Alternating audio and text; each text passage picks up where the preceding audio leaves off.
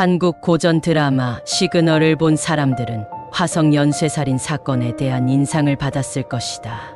이 사건은 TV 시리즈에서 보여진 것과는 달리 한국에서 발생한 실제 사건을 각색한 것이다. 당시 군과 경찰은 2만 명이 넘는 용의자를 수색했지만 소용이 없었다. 소급 기간이 지났음에도 불구하고 최근 사건에 진척이 있다고 경찰은 밝혔다. 교도소에서 복역 중인 50대 수감자의 DNA가 연쇄살인범과 정확히 일치하는 것으로 밝혀졌다. 33년 동안 묻혀있던 이 사건, 한국 경찰이 부끄럽고 부끄럽게 여겼던 대형 미제 사건이 재조명됐다.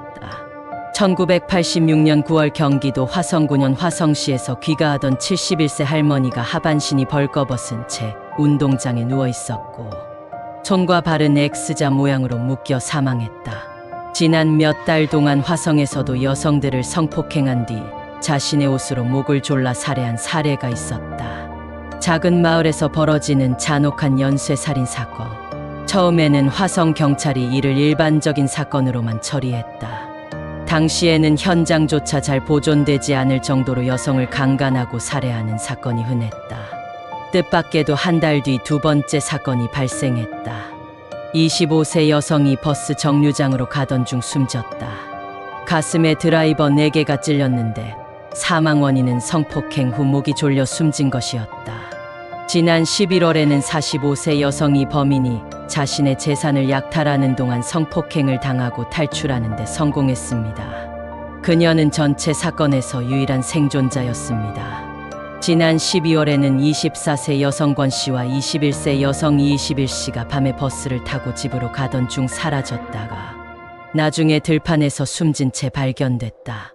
사망 원인은 모두 성폭행이었다. 그리고 교살.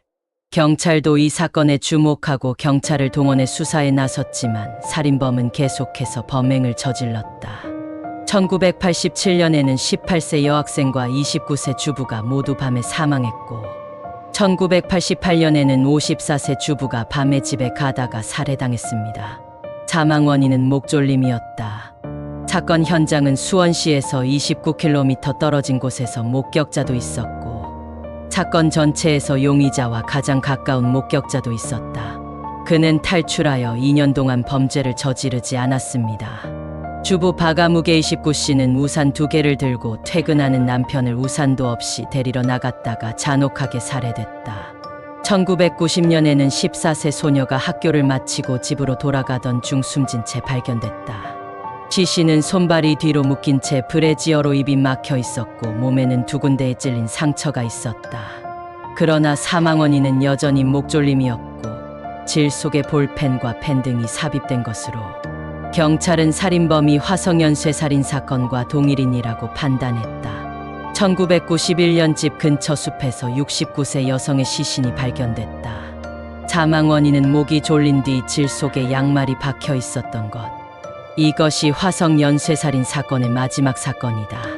경찰은 이들 10명 사건의 죄수들이 모두 동일인일 것으로 추정하고 있는데 이 죄수 외에 모방자가 2명 있는데 그 중 하나는 1988년의 죄수인 씨가 13세 여학생의 방에 몰래 들어갔고 목졸림 역시 화성 사건 이후 5년 만에 유일하게 검거된 살인범이지만 범죄 수법과 동기가 달라 흉내쟁이로 분류돼 화성 사건과는 아무런 관련도 없다.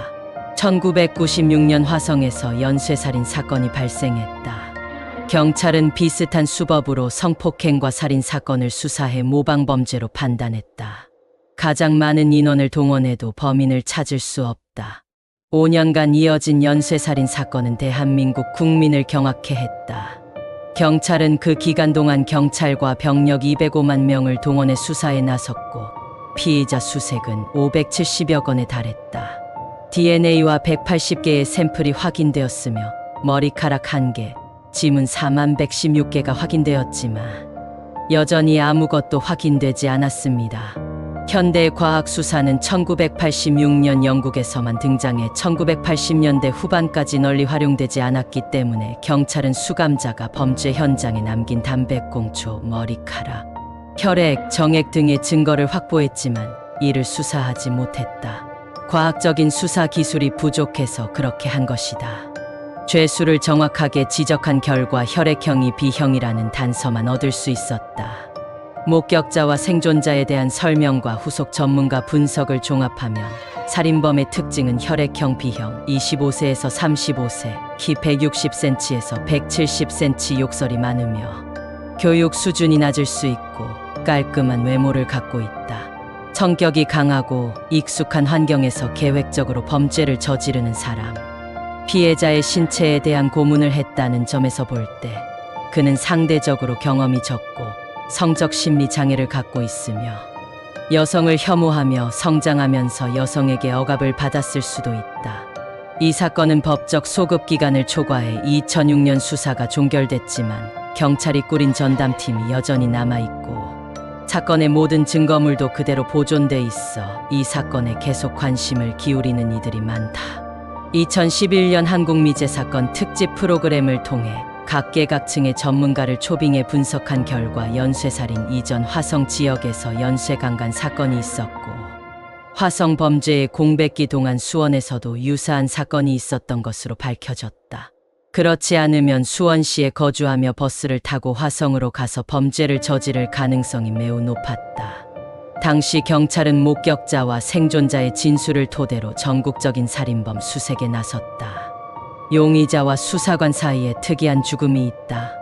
연쇄살인 사건은 사람들에게 공황을 불러일으켰고 빨간 옷을 입은 여자는 비 오는 밤에 죽는다는 등 이상한 이야기가 점차 퍼지면서 빨간 옷의 매출이 급감했지만 실제로는 피해자가 단 한 명뿐이었다. 빨간 옷, 비 오는 날 이건이 발생했다. 그리고 더욱 기이한 일이 벌어졌다.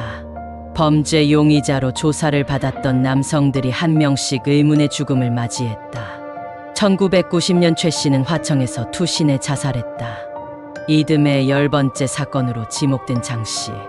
9차 사건의 용의자 19세는 1997년 암으로 사망했고 7차 사건의 용의자 박 씨는 석방된 뒤 아버지 묘지 근처에서 목을 메어 숨졌다.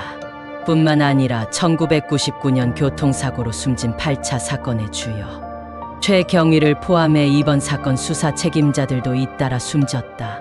수사 일선을 떠난 후 과도한 압박으로 수사관들이 사망했다. 사람들이 병으로 죽거나 자살하는 일이 과한 우연으로 벌어지는 일이 화성 기이한 설화로 통한다.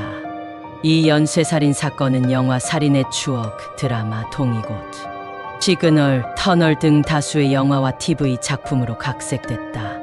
화성 연쇄살인 사건이 33년 만에 다시 풀렸다. 연합뉴스에 따르면 경찰은 20년 동안에 자신을 성폭행하고 살해한 혐의로 부산교도소에서 이춘재 56에게 무기징역을 선고했다고 밝혔다. 1994년 경찰의 끈질긴 조사 끝에 피의자는 결국 방어벽을 뚫고 화성 연쇄살인 9건을 포함해 총 14건의 범죄를 저질렀다고 자백했다. 그러나 용의자 이춘재의 자백은 추가 조사와 비교가 이뤄질 때까지 확인할 수 없었다.